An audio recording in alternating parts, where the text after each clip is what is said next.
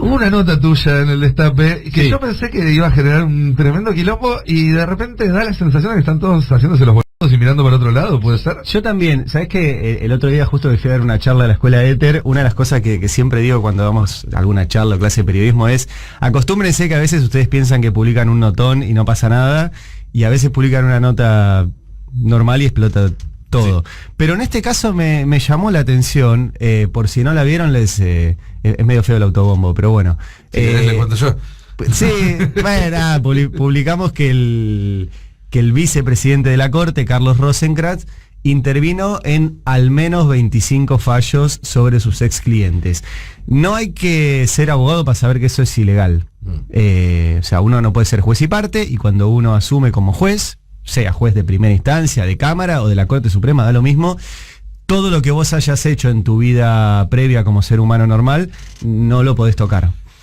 Y te excluye, digamos. Sí, o sea, está en el Código Procesal. Dice, hay un montón de razones por las cuales un juez no puede participar en una causa.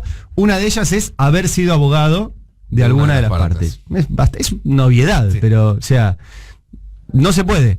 Bueno, Rosenkrantz intervino en 25 fallos. Y todo además que es información pública. O sea, yo voy a contar el truco del mago. Es agarrar la lista de clientes que Rosenkrantz entregó al Senado, que es pública, y cruzarla en la base de datos, que es una suerte de buscador. Entonces vos ponés cliente, por ejemplo, Supercanal, que es uno de los fallos, puse la palabra Supercanal en los fallos de la Corte, a partir de que asumió Rosenkrantz, y me aparecieron 2 fallos en los cuales Rosenkrantz firmó sobre su ex cliente. Y te hago una consulta. El artículo de la ley que establece que un juez no puede participar en causas en las que estén involucradas ex clientes. Dice, sí. Excepto que... No. Salvo que en caso de que, establece condiciones o algo, o es una prohibición absoluta. Prohibición absoluta y para siempre. Que esa es otra cuestión interesante. Rosenkrantz, no sé si te acordás, nosotros publicamos en octubre del año pasado que él avisó que iba a intervenir en una causa contra un ex cliente, que es la Telefónica Claro. Y cuando avisó, dijo, como pasaron 5 años desde que yo ya asumí, esa prohibición no corre más. O sea, se autopuso Inventó una ley. Inventó una ley. Es fantástico. O sea, el Código Procesal no dice que pasados los 5 años un juez puede intervenir sobre causas de sus ex clientes. Pero además, el propio Rosenkrantz ya había violado esa ley que él mismo inventó. Porque de los 25 fallos que encontré de sus ex clientes, 21 son antes de ese aviso. O sea, que él al hacer ese aviso hasta reconoce de alguna manera que sabe que con los anteriores estuvo haciendo algo que no tenía que hacer. Sí, lo sabe. Y la otra cuestión es, ¿y qué dijo Rosenkrantz en esos fallos? ¿Qué dijo? No importa. Aún si falló en contra de su ex cliente, es una irregularidad. Porque alguien puede haber sido cliente de Rosenkrantz y Rosenkrantz, no sé, dice... Se puede ir enojado. Exacto. De hecho, hay un par, que yo lo pongo en la nota, que falla en contra de su ex cliente. Está igual de mal. En otro falla a favor. Bien. Pero eso está detallado en la nota. Pero no puede intervenir. Y te hago otra pregunta. Yo tengo la mala costumbre de hacer muchas preguntas. Sí. ¿Quiénes salieron una vez que vos diste tu nota a, no sé, pedir un juicio político a Rosenkrantz, presentar algún tipo de moción, establecer algún mecanismo institucional para castigar esta conducta indebida? No, nadie. Es muy impresionante el silencio. Dentro del Poder Judicial, por ejemplo, la Asociación de Magistrados o algún otro organismo no dijeron nada. Por ahora del gobierno tampoco. Y obviamente... Esta tarde es feriado. Ayer, cortaron temprano. Había muchos temas ayer por ahí. No, y la otra cuestión es el silencio mediático, pero tiene explicación. O sea, uno de los fallos que yo encontré de Rosenkrantz sobre un ex cliente es del Grupo América. O sea que el Grupo América de Medios no va a publicar nada de esto. No creo. Y Rosenkrantz tenía como clientes también al Grupo Clarín y al Diario La Nación. Sí. O sea que ni Clarín ni La Nación van a andar contando que Rosenkrantz viola la ley. Quedamos nosotros. Y quedamos nosotros, lamentablemente. Lo cual es... a ver, ¿por qué es interesante esta nota? Y disculpen de vuelta el autobombo. Los datos son datos públicos. Ahora, si uno lo mira en el contexto de lo que hablamos la semana pasada, que es que Rosenkrantz estuvo en una universidad en Chile y dijo no solo que detrás de cada necesidad no hay un derecho, sino que lo que dijo es que las democracias liberales tienen que enfrentarse al populismo. En la Argentina el populismo es el peronismo, y el problema para Rosenkrantz es que no solo para el peronismo de cada necesidad hay un derecho, sino que el populismo demoniza al statu quo y quiere cambiarlo. El statu quo es cómo funcionan las cosas hoy, que es que hay un grupo de personas muy pequeño, 10.000, 12.000 personas en la Argentina, que tienen más guita que todo el resto. Y esos son, en general, dueños o accionistas de empresas. Empresas que tenían a Rosenkrantz como su abogado, y ahora lo tienen en la corte. O sea, está pegado a eso.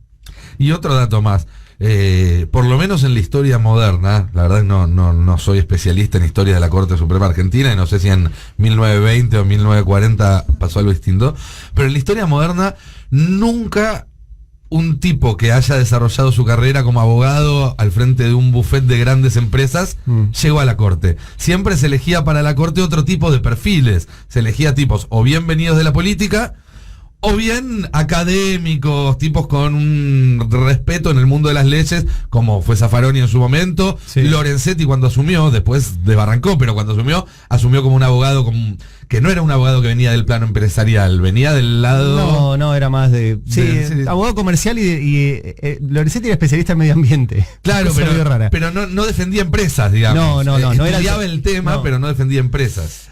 Habría que revisar todos los jueces. Yo antecedente abre la puerta a que el día de mañana, ponele que el gobierno logra hacer una reforma de esta Corte Suprema y va a un modelo de 25 jueces. Sí. Si vos tenés 25 jueces que pueden meterse en las causas que le interesan a sus clientes anteriores, a sus conocidos, a sus vecinos, a sus gatos, tenés un despelote.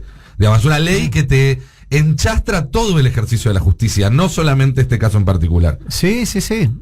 Yo no recuerdo, habría que revisar, pero el caso de Rosenkrantz es un caso interesante porque efectivamente el tipo tenía un estudio de abogados de grandes empresas y desconocía totalmente el funcionamiento interno del Poder Judicial, porque los abogados de grandes empresas no van a tribunales, tienen a alguien que vaya.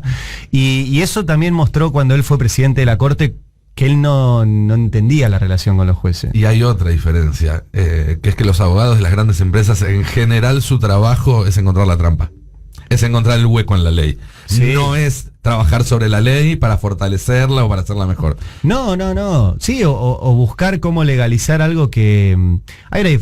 esto ya es más filosófico, pero hay una diferencia entre lo legal y lo justo. Sí, por supuesto. Por ejemplo, el otro día hablábamos, y creo que Navarro también hizo una nota ayer, de una nota que sacó la revista Crisis, que encontraron la forma legal que tienen las cerealeras para cagarnos a todos esta ganancia extraordinaria y excesiva que están teniendo en pandemia, no inesperada. Que es un decreto de la dictadura, que es un decreto que les permite declarar una venta hoy, al precio de hoy, que van a ser dentro de máximo un año. Por lo tanto, pagan el impuesto y el precio de hoy por algo que después venden a otro precio, mucho más caro, dentro de 4, 5, 6, 7 meses, hasta un año. ¿Es legal? Es legal. ¿Es justo? No es justo. ¿Y se puede cambiar? Sí. Porque es un decreto ley de Videla Martínez de Hoz. ¿Hay decisión de cambiarlo? Yo pregunté en el Ministerio de Agricultura y me dijeron, no, bueno, pero eso funciona así. Yo ya sé que funciona así. ¿Hay intención de cambiarlo? No, pero la cosecha de este año ya lo hicieron. El año que viene va a haber otra. Perfecto, el año que viene va a haber otra. O sea, tratemos de ir, si no es el día a día. Bueno, esto es lo mismo, sigue sin haber una intención de modificar lo que sucede en el Poder Judicial. Y siguen pensando que las cosas que suceden en el Poder Judicial tienen solo que ver con el Poder Judicial. Yo cuando escribo sobre el Poder Judicial hablo de política económica. Porque que Rosenkrantz esté ahí es una garantía de que a los grandes empresarios de la Argentina nunca les va a pasar nada. Rosenkrantz tiene que intervenir ahora en la causa Correo, tiene que intervenir ahora en el caso del decreto de Alberto para que las telecomunicaciones tengan un precio regulado por el Estado. ¿Va a intervenir? Pues son ex clientes de él también, Macri y Clarín. Te hago una última pregunta. Sabemos que los números para un juicio político hoy no están. Es muy difícil remover un juez de la Corte Suprema. Sí. Ahora bien, ¿no habría que encargarse de que toda la sociedad sepa que están pasando estas cosas? Bueno, Néstor tampoco tenía los números para un juicio político. y te clavó una cadena nacional apenas asumió, hablando de la corte menemista. Hay que ver si el gobierno, después de 2 años y pico, casi 3 de mandato, tiene resto. Pero a ver, esto es lo que hizo Rosengren es motivo de juicio político. Sí, claro. Sí, es motivo de juicio político. Un juez de la corte violando la ley. Es motivo de juicio político. Lo pueden presentar. Y si no dan los números, bueno, que lo defienda la oposición. Yo, bueno, ya hemos tenido esta discusión 1000 veces, con Caballero también. Esa idea de que como no dan los números, no decimos lo que queremos hacer, teniendo razón. Sí. Y teniendo, o sea, esta nota, posta que estoy en información pública, están los fallos subidos a internet. Y dice Carlos Rosengren afirmando. Y está entonces no... ojalá lo hagan, Ojalá lo hagan. Tengo entendido que hay algún movimiento. Alguno pequeño, no del gobierno. Bueno, pero veremos. Pero veremos. Pero están pasando cosas graves. Vos me decías antes de enterarlo de Julian Assange que se confirmó, ¿no? Su extradición a... Tiene todavía una instancia de apelación, pero la verdad es que está casi jugada su situación. Va a ser extraditado a Estados Unidos, va a ser juzgado, le van a dar 175 años de prisión. Digo, para nosotros es grave porque lo acusan de revelar secretos de secreto de Estado. Y nosotros, está bien, lo de Rosengren no es un secreto de Estado, pero nosotros trabajamos de eso. Cuando podemos. Sí, claro. De revelar cosas que... no el Estado, de revelar cosas que el poder no quiere. En ese momento era el Estado, pero puede ser otro. Y hoy vi que los diarios no están hablando de eso, sino que están hablando del aniversario del Watergate. Con lo cual, si a los del Watergate les hubiera aplicado la misma ley que a Julian Assange, estarían presos. Woodward y Bernstein. Sí, claro. Que sí, hoy sí, veo... son secretos de Estado. Claro, o sea, Woodward y Bernstein revelaron secreto de Estado. Y hoy veo que hubo las visitas de los jueces a Olivos no son secretos de Estado. Y no sé. Digo, ojo, Lijalad, vos también. Yo ya me comí una denuncia. Yo me comí una denuncia penal por revelar secreto de Estado. Navarro, Misraj y yo tuvimos una denuncia penal que nos hizo Waldo Wolf. Que por entonces era presidente de la Comisión de Libertad de Expresión. No, fue reelecto, ¿no? ¿O sí? No, ya no está más. No tiene autoridades la Comisión de Libertad de Expresión la última vez que miré. Ya son nimiedades. Pero nosotros nos comimos una denuncia penal. Acá el delito tiene hasta 6 años de prisión, por lo menos lo que nos dijeron a nosotros, por supuestamente revelar secretos de Estado. Pero es para preocuparse, Es para preocuparse. Porque hay un poder fuerte que no quiere que estas cosas se sepan. Es así. Buen día, Fabiana Solano. De anuncios, perdón que les cambie de tema. ¿Cómo analizaron los anuncios? El gobierno ayer hizo varios anuncios. Sí. En materia... Sí, yo arranqué el programa de Caballero. ¿Vieron el meme de los tipos del programa de la casa de subastas que van y se fijan si algo es falso o no? Sí. Y que está el meme de, che, necesito tal cosa y lo máximo que te puedo ofrecer es tanto menos. Sí. Bueno, esto era algo así, necesitamos un paquete económico y un relanzamiento del gobierno, y Alberto diciendo, bueno, lo máximo que te puedo ofrecer son 2 ministros y 5 medidas. Lo cual no es poco. 2 ministros son Scioli y Rossi y Agustín Rossi en la AFI. Sí, es cargo de sí, tiene cargo de ministro, tipo de la política, sí, claro. que habla de todo. Y los 4 anuncios de ayer. Los 4 anuncios, ¿no? de ayer. Que el más... El más cercano es el tema de las tarifas. ¿Cuánto Sí. nos van a aumentar a todos las tarifas con esta segmentación anunciada? Que por lo pronto lo escuchaba Cristian Carrillo cuando venía. Por lo pronto, es una frase fuerte, pero nos sacaron el subsidio a todos. Sí. Y después todos vamos a tener que meternos en una página y hacer una declaración jurada para decir, che, no, mirá, yo estoy en la categoría que me corresponde subsidio porque cobro en mi grupo familiar hay menos de 333.000 pesos de ingreso neto. En realidad son 3 canastas y media.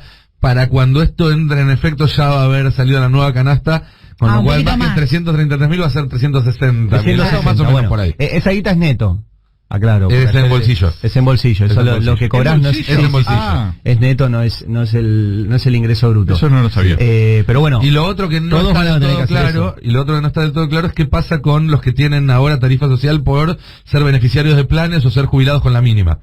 Que eso es lo más probable, es que automáticamente sigan con la tarifa social sin que tengan que hacer ningún trámite. Bien. Porque ahí el Estado ya tiene la base de datos. Claro, Eso ya entendí tiene yo, todo, que tal la cual. tarifa social no tiene que hacer Sí. trámite. Ahora, más allá del OTEN, de esto que después lo vamos a ir viendo, ¿cómo lo ven en términos de qué está mirando el gobierno? Porque el gobierno tuvo la semana pasada y esta un movimiento fuerte respecto de la posibilidad de un default en pesos, ¿sí? Empujado por Caputo, como vos publicaste, por la CUNSA, por otros, y por una descoordinación fuerte que hubo de parte de NARSA de retirar 10.000 millones de pesos de un fondo que es un fondo muy clásico, que es el Fondo Pellegrini. Pero la cuestión es que a fin de este mes, se tiene que renovar no 10.000 millones, 500.000 millones de pesos en bonos. Y ahí va a estar la gran pregunta, si el famoso mercado, o sea, los que le prestan dinero al gobierno para que el gobierno no imprima billetes, ¿le van a prestar o el gobierno va a tener que salir a imprimir todo eso? Sí, la respuesta a tus dos preguntas es, las medidas que se tomaron ayer fue para convencer a los que tienen que renovar los bonos a fin de mes de que los renueven. Bueno, el objetivo es ese. Quería compartir si ustedes tienen esa misma mirada. El objetivo es ese porque el diagnóstico que hay hoy, tanto en el gobierno como en el resto del Frente de Todos, y por eso no se vio ayer nadie salir a cuestionar estas medidas, que en otro momento hubieran sido cuestionadas por economistas del kirchnerismo, etcétera, es que hay un consenso de que si el gobierno no sale bien parado de esa licitación de bonos de fin de mes, pasamos a otro nivel. Estamos ya en un problema mucho más severo que los que veníamos teniendo hasta ahora y que implica incluso poner en duda el hecho de que el Frente de Todos pueda completar este mandato. Y puede sonar un poco fuerte, pero de eso es de lo que se está hablando hoy en día en la City, en la Rosada, en el Patria, en la oposición, en todos lados. Y eso sucede en 15 días. Sí. Eso sucede en 15 días. Yo hablé en estos días con alguien que se dedica a los fondos de inversión, pero del mundo privado. Un tipo pesado de ese mundo. Y lo que me decía, varias cosas, pero que ellos necesitan que las señales de reducción del déficit y ajuste vengan de un gobierno que muestre unidad.